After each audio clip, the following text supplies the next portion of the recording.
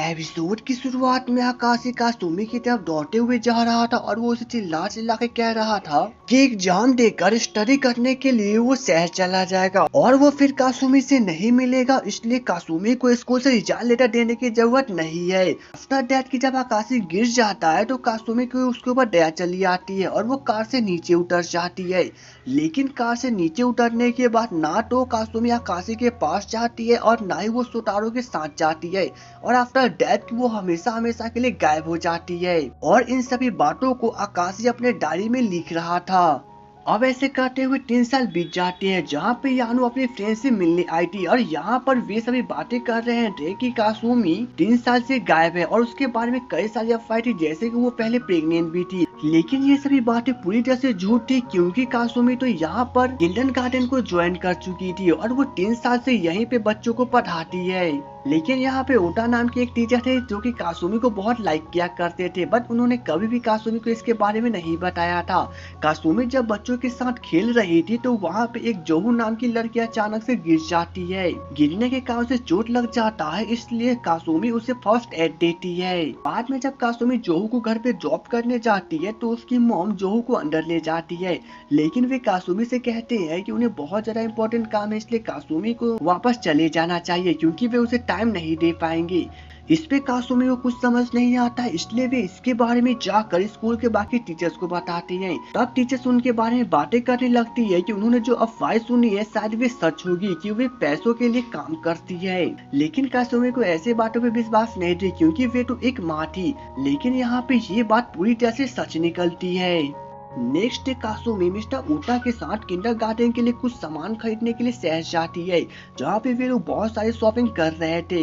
लेकिन शॉपिंग के दौरान कासुमी की नजर वहाँ पर आकाशी पे पड़ती है, जिसे देखकर कासुमी को 3 साल पुरानी सभी बातें वापस याद आने लगती है और इसलिए वो वहाँ से वापस लौट आती है। यह देख के टीचर को कुछ समझ नहीं आता, इसलिए वे उसके पीछे चले जाते हैं।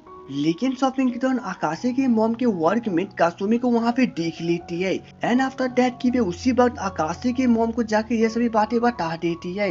तब आकाशी की मॉम थोड़ी सी शॉक्ड हो जाती है क्योंकि वे नहीं चाहते हैं कि आकाशी फिर से कासुमी को देखे। इधर कासुमी सोटारो को जब से छोड़ के गई है तब से सोटारो का अफेयर मिस्री के साथ चल रहा है, यानी कि अब इन दोनों के डेटिंग के 3 साल पूरे हो चुके हैं और इसी कारण से अब इन दोनों के रिश्तों में खट्टापन आना शुरू हो चुका है।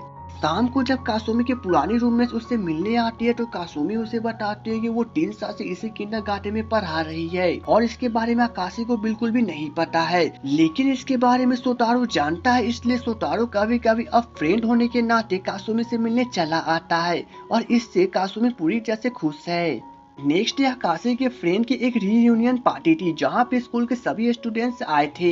यहाँ पे जब आकाशी पहुँचता है तो वहाँ पे उसके फ्रेंड के साथ उसकी मस्ती चालू हो जाती है। बाद में जब आकाशी यानो से बातें कर रहा था तो यानो उसे फिर से बताते हैं कि वो उसे अभी भी पसंद करती है, लेकिन इस बात को तो आकाश पूरी तरह से नजरअंदाज कर देता है क्योंकि वो अभी भी कहीं न कहीं कासुमी को ही पसंद करता है।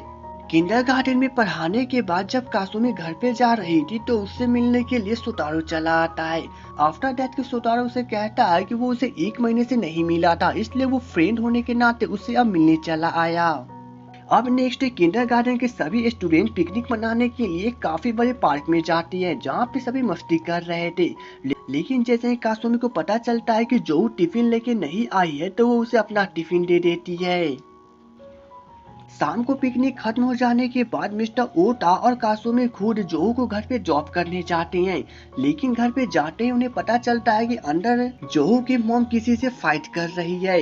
बाद में जब फाइट रुक जाती है तो जोहू की मॉम कासुमी और मिस्टर ओटा से कहती है कि उन्हें अभी रूम की साफ सफाई करनी है, इसलिए उन दोनों को शायद जाना चाहिए।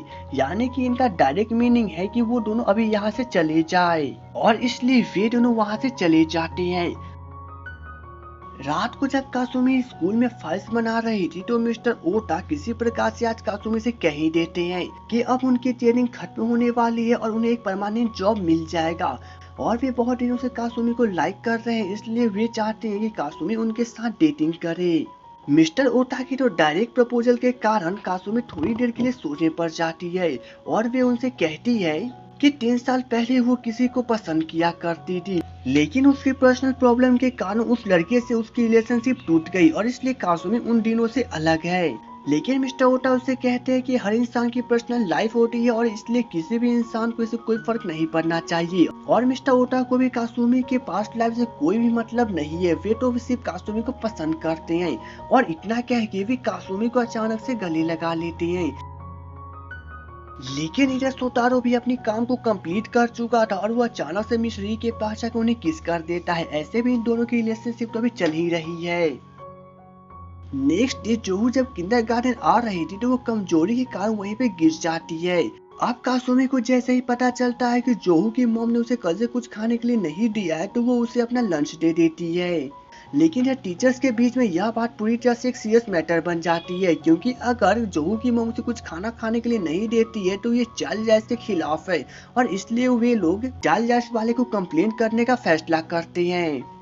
अब शाम को कासुमी जोहू की मॉम को किंडरगार्टन में बुलाकर उन्हें सब कुछ बताती है कि टीचर्स ने उसके खिलाफ कंप्लेन किया है, बस उन्हें एक छोटा सा फॉर्म को फिल करना है ताकि चाइल्ड राइट्स वाले आकर उसके यहाँ पे चेकिंग कर सके। लेकिन इस पर जोहू की मॉम मना कर देती है। तब कासुमी उनसे कहती है कि अगर उन्होंने कुछ नहीं किया है तो उन्हें डरने की क्या जरूरत है। लेकिन अब जोहू की मॉम उसे बार बार समझाने की कोशिश करती है, तब कासुमी नहीं मानती है और इसलिए जोहू की मॉम कासुमी से कहती है कि उन्हें कासुमी के पास्ट लाइफ के बारे में कुछ पता चला है कि 3 साल पहले वो क्या कर रही थी। अगर वो नहीं चाहती है कि इस राज के बारे में किसी और को पता चले तो वो उसे यहाँ से जाने दे। अब इस पे तो कासुमी थोड़ी सी डर जाती है, क्योंकि वो बहुत दिनों से सभी लोगों से छुप के यहाँ पे रह रही है। लेकिन जोहू की मॉम अब जोहू को लेके चली जाती है। तब मिस्टर ओटा को समझ नहीं आता है कि जोहू की मॉम ने फाइल को फिल क्यों नहीं किया है और वे इसके बारे में कासुमी से भी नहीं पूछते हैं।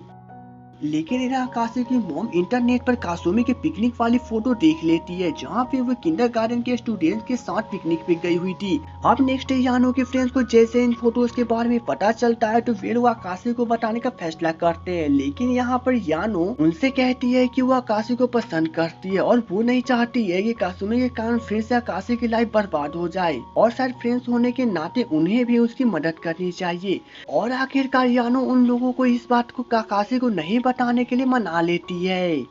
अब यानो के बुलाने पे जब आकाशी उससे मिलने आता है तो यानो उसे इम्प्रेस करने की कोशिश करती है ताकि वो उसके साथ डेटिंग कर सके।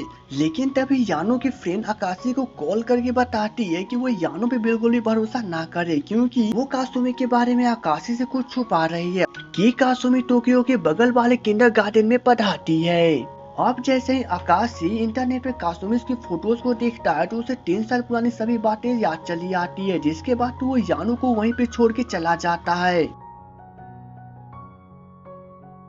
नेक्स्ट डे जोहू की मॉम काफी गुस्सा होकर किंडरगार्टन पहुंचती है, जहाँ पे भी अचानक से कासुमी के पास जाकर उसे झगड़ने लगती है और कहने लगती है कि आखिर उसकी हिम्मत कैसे हुई कि वो उसकी बेटी को उससे दूर करे। इस पे तो कासुमी को कुछ समझ नहीं आ रहा था, क्योंकि उसने कुछ भी नहीं किया है। लेकिन जोहू की मॉम इस पे नहीं रुकती है और वो कासुमी के बारे में 3 साल पुरानी सभी बातों को टीचर्स को बताने लगती है कि 3 साल पहले कासुमी का अफेयर उसी के स्टूडेंट के साथ चल रहा था और यहाँ तक कि वो प्रेग्नेंट भी हो गई थी। बट तभी वहाँ पे मिस्टर ओटा चले आते हैं और वे जोहू की मॉम को बताते हैं कि कासुमी ने कुछ नहीं किया है, उन्होंने ही चाइल्ड राइट्स वाले से बातें कर जोहू को उसके ग्रैंडपा के घर पहुँचा दिया है और वो अभी वहीं पर है। लेकिन जैसे मिस्टर ओटा को कासुमी के राज वाली बातों के बारे में पता चलता है तो वे भी कासुमी की तरफ देखने लगते हैं।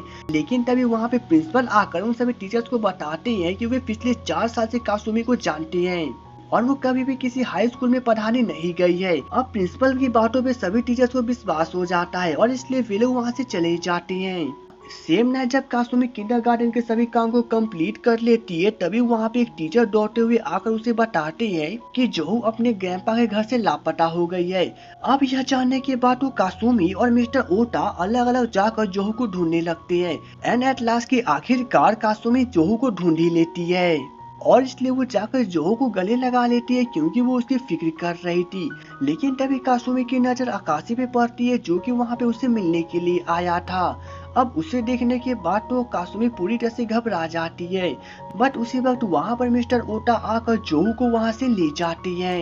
अब आकाशी जब कासुमी से बातें करने की कोशिश करता है तो कासुमी उससे रोक देती है और कहती है कि वो 3 साल से ही आकाशी को भूल चुकी है और इसलिए वो नहीं चाहती है कि आकाशी फिर से उसकी लाइफ में वापस आए, क्योंकि वो उसके बिना पूरी तरह से खुश है। अगर आकाशी उसके लाइफ में वापस आता है तो फिर से 3 साल पुरानी राज सभी लोगों के सामने चला आएगा और इससे कासुमी की कैरियर फिर से खराब हो जाएगी।